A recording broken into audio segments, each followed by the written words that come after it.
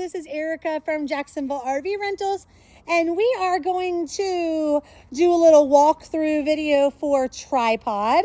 She is one of our trailers, and walking around, you see that it is about, I think it's a 31-foot trailer. The slide itself is huge. So when you're parking, you do need to make sure that you have ample room in order to make room for that slide to come out. Walking towards the back, there is a spare tire. Hopefully, if we never hope that it's needed, but at least it's there if needed. And a beautiful, huge awning on the side, and one door entry into the trailer itself. If you will be pulling the trailer yourself, we kind of expect for you to have a bit of experience and to know a little bit about what you need to do. So when it comes to hooking up your vehicle to the trailer, you need to kind of come prepared with that knowledge and prior experience, or we can, work with you in a previous session, a session beforehand, or maybe we can have one of our drivers give you a bit of an educational process. But pulling a trailer is definitely a large learning curve and does take some knowledge and experience. So we hope that with those that are renting, that you've had that experience or we've had those conversations. So when you come to pick up the trailer, you know exactly what to do. And we're going to sort of stand back, because when you go to leave that location and come on home, we're not going to be there to answer those questions. If we are delivering, well, goody gumdrops, we'll do everything for you. Our drivers will drive it there, park it where you would like it, open up the slides, get everything plugged in and hooked up, put the stabilizers on, and it will be like you walking into your own Airbnb. But for the hitch itself, you can see it's a standard hitch. There is the electrical for your brake lights and such. There are the way bars if you'd like to use them. Again, that's another experience with using them is required, but there is that option.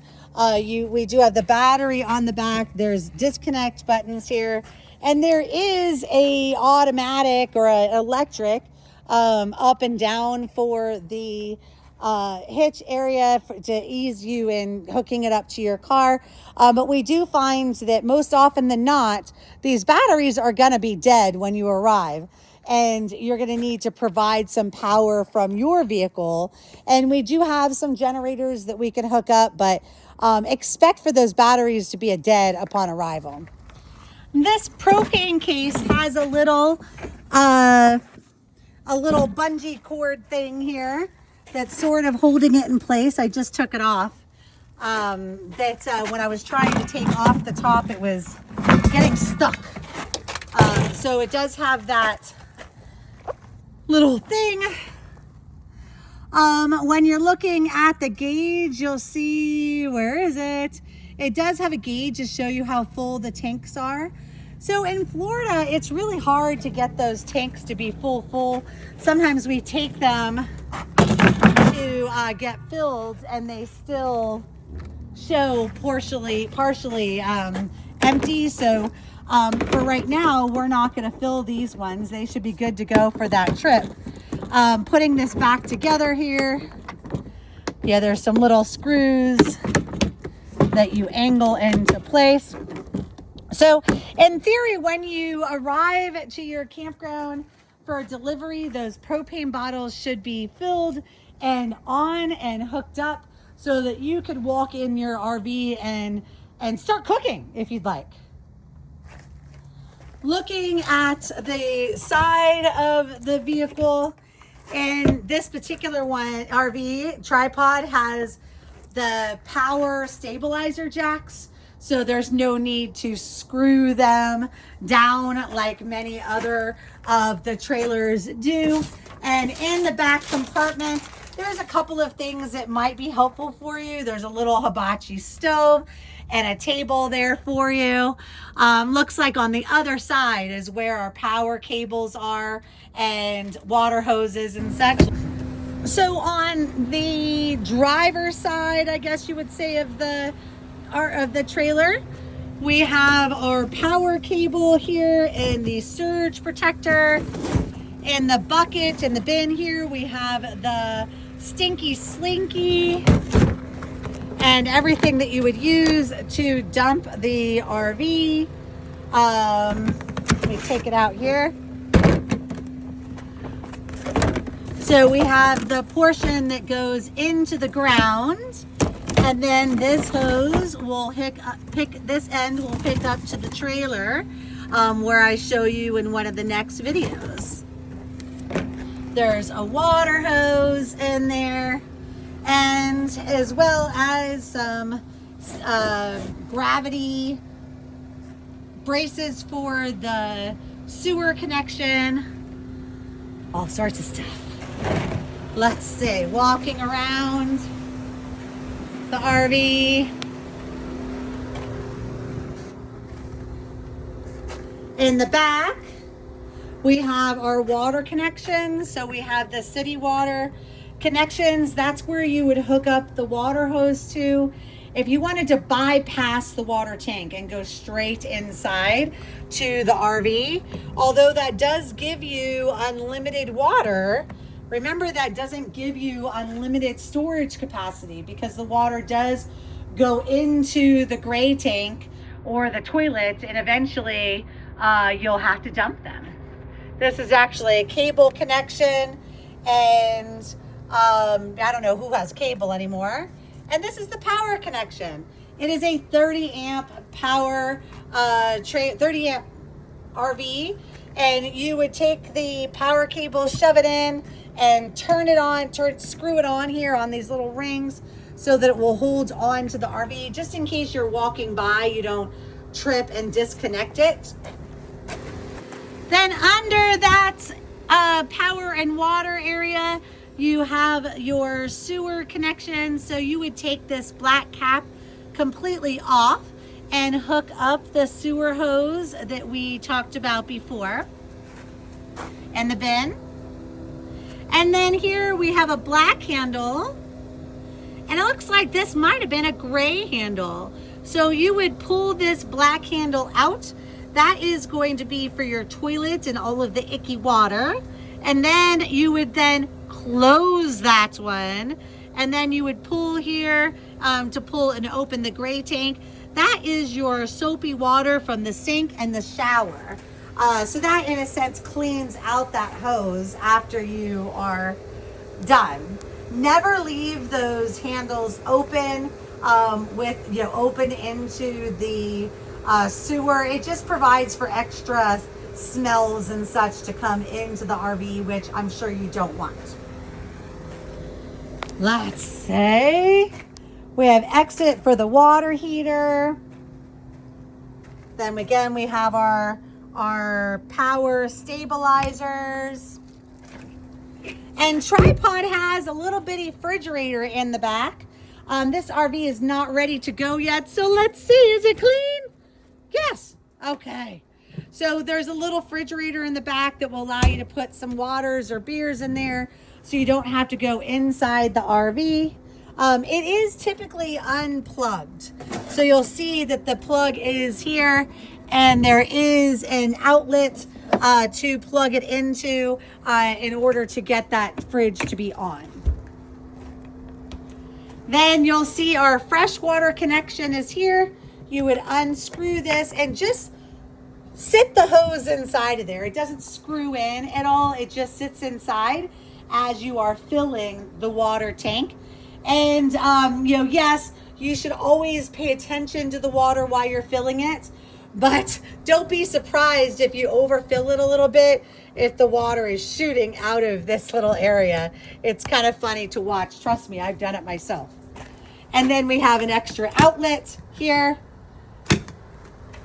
The back to the fridge, coming all the way back around to the door to get in. These steps do roll up into the RV for travel.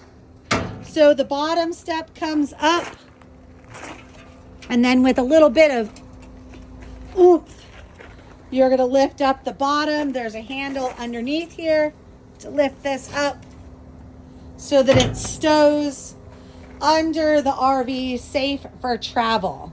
But then when you get to your destination, obviously you're going to open it up. Coming into tripod, you have your queen size bedroom on the right hand side. There is a pretty good amount of space to walk along the side of the bed. This particular guest did not want linens. They were going to bring their own. So if you did ask for linens, that we do offer free of charge, there'll be a bag of linens on the bed here. We professionally launder the linens, so they'll wrap them into plastic bags, and then we put them in our linen storage bags, and they'll just be sitting on the bed when you arrive. It used to be that we would make beds so that you were welcomed home and didn't have to do any of the work. But it is hot right now, and if I was to go and make that bed, I don't know that you want me touching your bed and your linen. So we decided that it's part of the camping experience to get ready for your trip. Then coming in, we have a dinette with 2 cushioned seats and then a comfortable couch. This couch does fold out into a full-size bed. Then we have our bunk beds over here. They're actually a full over full, but if you were trying to sleep 2 people in them, the head for the second person might be, in this section here where, it might be a little bit uncomfortable for 2 people, but a very comfy bunk bed for 1 person. It has a kennel underneath the bed for some smaller dogs if needed. I've kind of contemplated taking it out, but for now it is still there. Going into the bathroom, it has a very small little tub, which is great for smaller kids that maybe don't do showers so well. Has a standard shower nozzle, and the operation is pretty standard. Shower curtain to keep the water out, and a toilet and sink, perfect for you to kind of do your business. But we find that going to campground restrooms provides a little bit more spacious and a little bit more room. And nowadays campgrounds are really nice. So, we've used campground restrooms more than anything. On this bathroom wall, this is where your AC is. Right now, we're not hooked up to any electric, so I can't show you how the AC works per se, but it's very simple. You just put it on and off, turn it to fan, cool, or furnace by pushing here, and then just use the up and down buttons.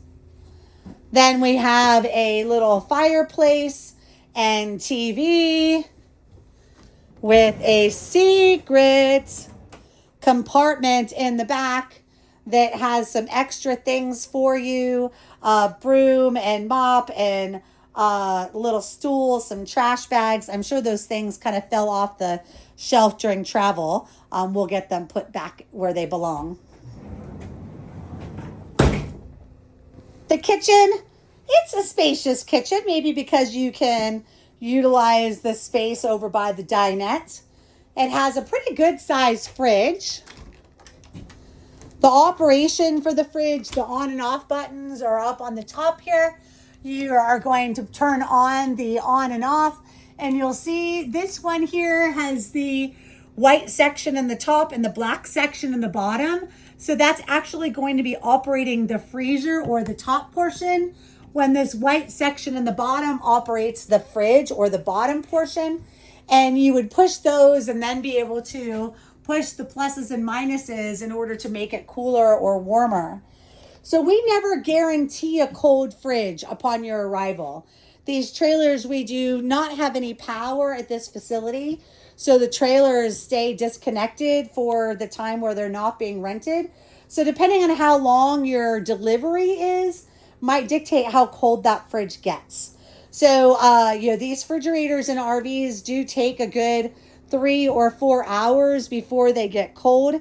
And you never want to put cold food in a hot fridge, or the fridge is going to think that it's already cold and turn itself off. So make sure that it's cold. We tend to travel with a cooler with our food in it until we get to the destination and until the fridge is cold. Looking around here, you have a microwave, your plates and bowls. Under here, you have your silverware and your pans. So a couple drawers here. There's your cooking utensils and dish towels, an extra drawer. And there's another panel on this side that has some other things you might need. And your fuse boxes, of course, we never want for you to need the fuses, but they are there for you. Now, I am seeing that there is no coffee pot in this RV, which there should be. So I'm going to make sure that there's a coffee pot here as well before it goes out. If your RV is delivered, your keys will most likely be on the hook here by the door. Your main panel for the trailer is up above by the front door. You'll see you have your electric or gas water heater. This is your water pump. We tend to leave the water pump on and only use the water heater when needed. It does take about 20 to 30 minutes in order to get hot. And keep in mind that one of the things that is forgotten the most is to turn on the propane bottles on the outside. So those are turned off during storage. So when the driver gets to the campground, they should turn those propane bottles on. But sometimes it does get forgotten. So if for some reason you don't have water, that is the most likely situation. You have some lights here, your porch lights, your ceiling lights. You have a slide. The slide just goes in and out. You'll see the slide is actually this full length of the wall right here. It's a good 3 feet. So please make room for that. And when you're operating the slide, just make sure that there's nothing on the floor. And sometimes I find that there's brooms or mops get put over here, and when it gets closed, they slam on them. So while you're operating the slides, make sure that nothing is in their way. Then you have your awning. Again, it's just an in and an out. For that awning, although it's great to have some shade from the sun, please be mindful that they cannot withstand basically any wind at all. So while you're enjoying them, that's great. But do not ever go inside the RV or leave the RV with the awning open. And just one last thing, I realized I didn't show you the stovetop. It is not a glass top stove. That is just a cover for the stove. And then you would push this in and turn it to that light position and hold it down. There does not look like there's an ignite switch on this particular trailer. Perhaps when you push it down, it clicks and ignites. But make sure that you always turn them back into the off position. And since there's no ignite switch, there's got to be a lighter somewhere in these drawers. Let's see. No, I'm not going to find it on candid camera here. But there'll be a lighter in order to light those burners. And please make sure you don't close this stovetop until the stove is good and cooled. You don't want any danger of of that glass breaking. And there is a light and fan and, of course, the microwave. So this is a tripod. It has a queen size bed in the back, and again, the full size bunk houses, the bunk beds in the opposite side. And it is a 30 amp RV. And he is all ready for your next adventure. Thank you so much.